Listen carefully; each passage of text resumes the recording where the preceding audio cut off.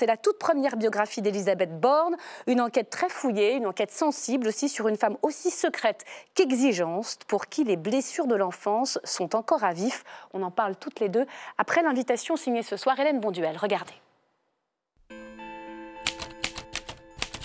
Si on vous invite Bérengère Bonte, c'est parce que d'Elisabeth Borne, qui fête aujourd'hui même son premier anniversaire à Matignon, on ne sait finalement que peu de choses. Une première ministre austère, exigeante, besogneuse. Finalement, qui se cache derrière ce personnage? Vous avez enquêté pendant 1 an sur cette polytechnicienne, plus techno que politique, sur celle que vous appelez la secrète. Bérengère Bonte, journaliste, réalisatrice, auteure, ce n'est pas la première fois que vous écrivez sur les locataires de l'Élysée ou Matignon. La secrète, donc, tient sans doute cette retenue de son histoire familiale tragique qu'elle a tue pendant des décennies. Un père juif déporté à Auschwitz qui se suicide quand elle n'a que 11 ans. C'est finalement pendant son discours de politique générale, la gorge serrée et reprenant son souffle, qu'elle se lance. Si je suis ici devant vous, Première ministre de la France, je le dois à la République. C'est elle qui m'a tendu la main en me faisant pupille de la nation, alors que j'étais cet enfant dont le père n'était jamais vraiment revenu des camps. Un CV à faire pâlir d'envie. Première femme préfète de Poitou-Charentes, présidente de la RATP, 3 fois ministre avant de décrocher Matignon et le record de longévité pour une femme. Pour en arriver là, vous décrivez une personnalité exigeante avec elle-même, mais avec les autres aussi. La secrète inflige une pression déraisonnable à son entourage. Borne engueule tout le monde, les directeurs et sous-directeurs, autant que les jeunes chefs de bureau de 35 ans qui arrivent aux réunions de cabinet transis de trouille. Mais c'est un autre chapitre de votre livre qui hérite Matignon, la couverture, au point de vous assigner en justice et d'en demander le retrait. La chef du gouvernement vous reproche d'y évoquer son orientation sexuelle et sa vie privée, mais vous assumez.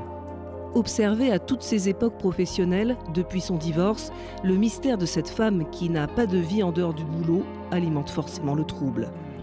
Enfin, vous décrivez une femme intelligente, rapide, pugnace. Et l'on connaît la tentation qui touche tous les premiers ministres. Alors nous avons une question, Bérengère Bonte. La secrète qui ne lâche rien a-t-elle un autre secret? Celui peut-être de se voir un jour à l'Élysée. Réponse Bérengère Bonte. Je l'ai posé à beaucoup de gens, je l'évoque dans le dernier chapitre. C'est pas quelqu'un qui est en train de construire une officine et de préparer quelque chose pour ça.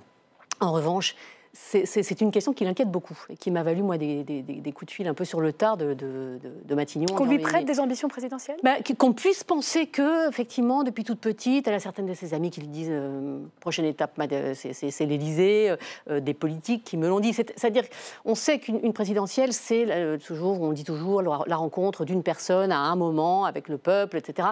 Les circonstances peuvent faire que, encore une fois, elle n'est pas en train de se préparer, mais de même qu'elle, soi-disant, n'avait pas fait campagne pour Matignon, ce qui est faux. Là, évidemment, que c'est forcément, on y pense forcément. Qu'à d'autres en rêvent à sa place. Absolument. C'est une enquête extrêmement fouillée. Je le disais, vous avez rencontré 2 fois Elisabeth Borne longuement. Vous avez vu tous ses proches et notamment sa sœur Anne-Marie.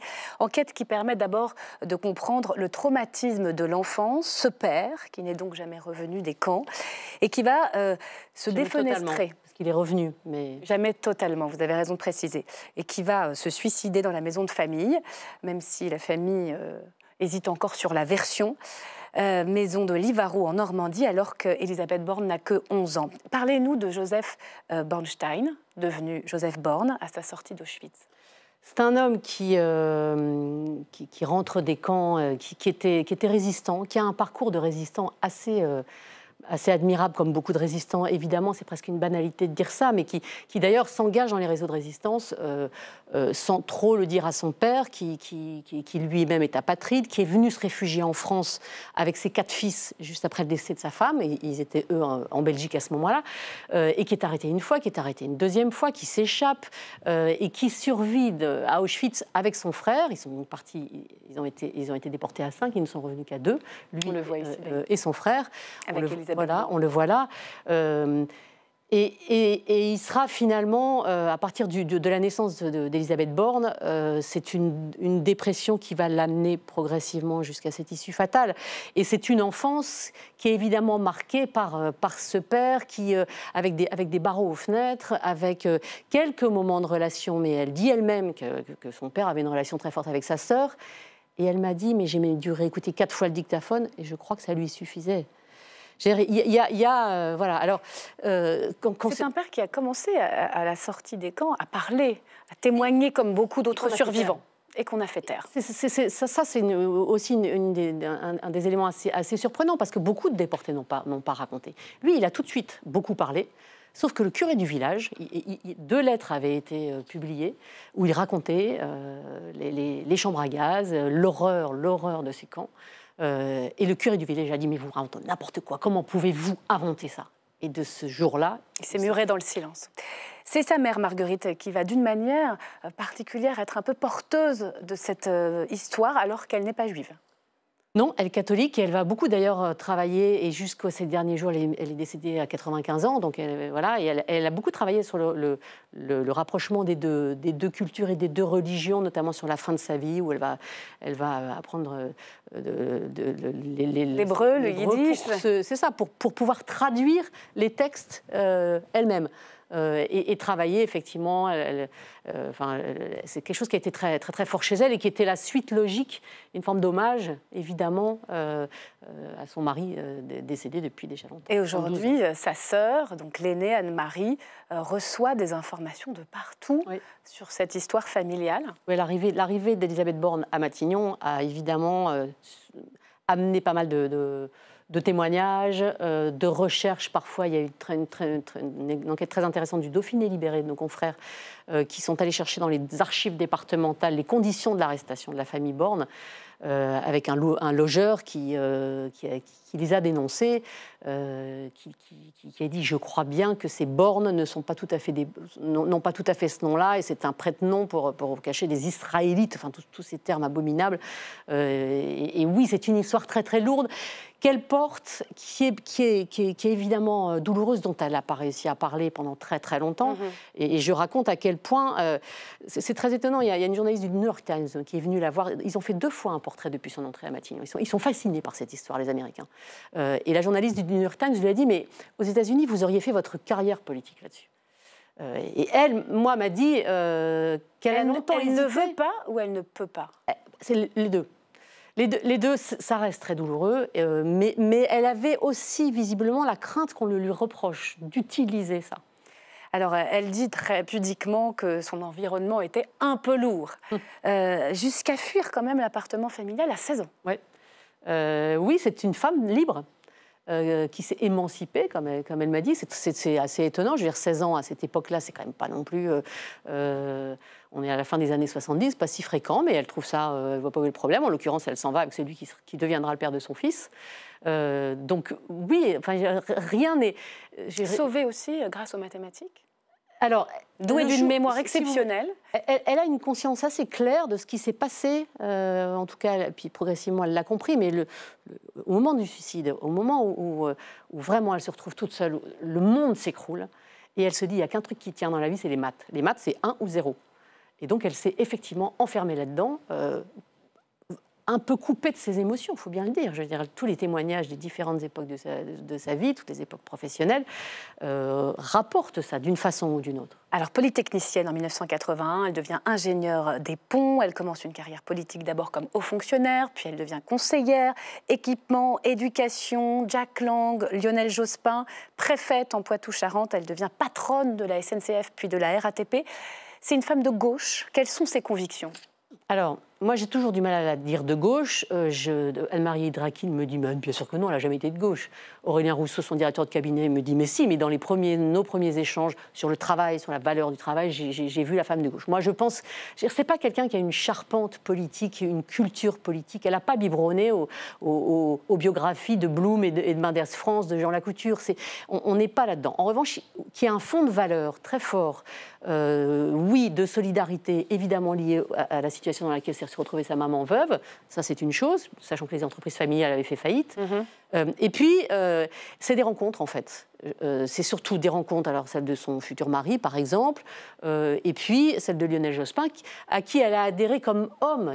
Il avait la même rigueur, la même austérité aussi. Alors, austérité, rigueur, elle travaille énormément, à s'en faire mal parfois. Très important, et certains parfois me disent mais tous les politiques travaillent.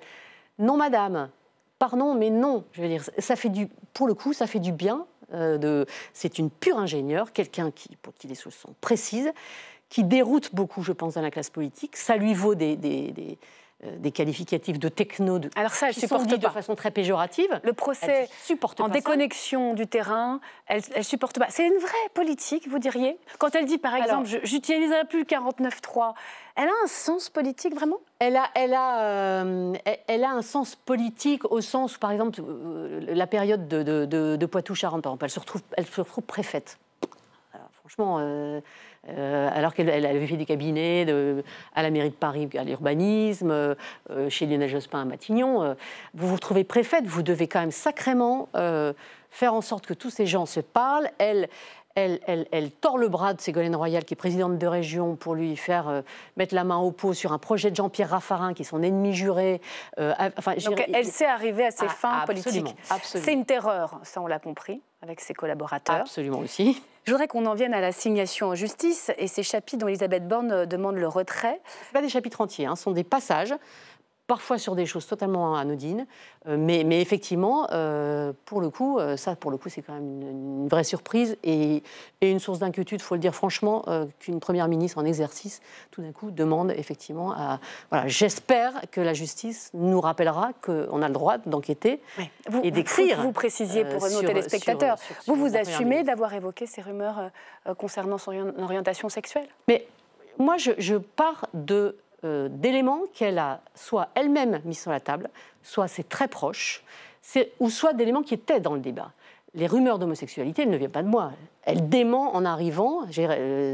Dans Tétu. Dans Tétu, qui est quand même donc, le magazine très identifié par la communauté LGBT. Donc c'est un sujet qui est sur la table. Elle dit, elle dément. Voilà. Et elle ajoute, mais j'ai un compagnon.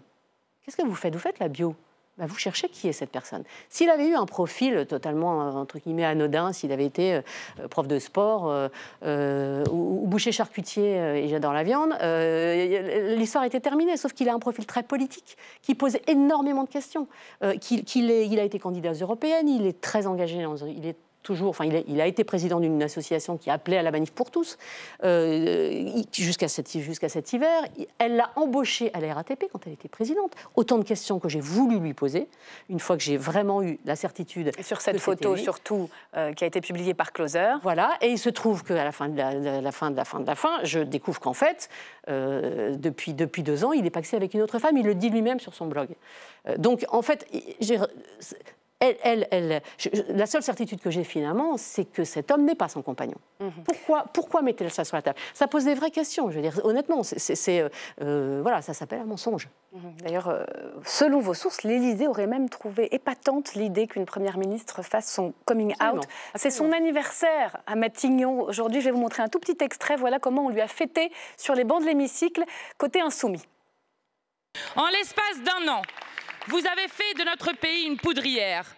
Bravo, Madame la Première ministre, quel anniversaire! Parce que le programme que nous mettons en œuvre, Madame la Présidente Panot, c'est celui sur lequel le Président de la République a été élu. Et définitivement, vous ne l'admettez pas, mais ce n'est pas Jean-Luc Mélenchon, mais Emmanuel Macron que les Français ont choisi. Elle n'en a pas marre de la dureté du job. Elle s'accroche jusqu'au bout, elle veut rester? Moi, je crois qu'elle va rester. Je pense je ne vois pas pourquoi Emmanuel Macron... Elle n'a pas démérité. Je pense que personne d'autre ne trouvera de majorité en l'état. Donc, il faut qu'on m'explique quel est l'intérêt. Et elle, compte tenu de tout ce que je raconte, de sa pugnacité, de la façon dont elle s'accroche, dont elle s'est accrochée dans la période où elle était directrice de cabinet de Ségolène Royal, notamment, sous les yeux d'un ministre de l'économie qui s'appelait Emmanuel Macron, qui a bien vu à quel point elle était dure au mal et capable de résister. Oui, pour toutes ces raisons, je pense. Après, les circonstances feront peut-être qu'elle finira. Mais c'est votre pari, vous qui avez enquêté. Je pense qu'elle va rester. Merci. Merci beaucoup Bérengère. Bérengère Bonde qui signe donc La Secrète, la première biographie aux éditions de l'Archipel. C'est une enquête fouillée, passionnante sur une femme politique à la trajectoire incroyable. Il faut le rappeler.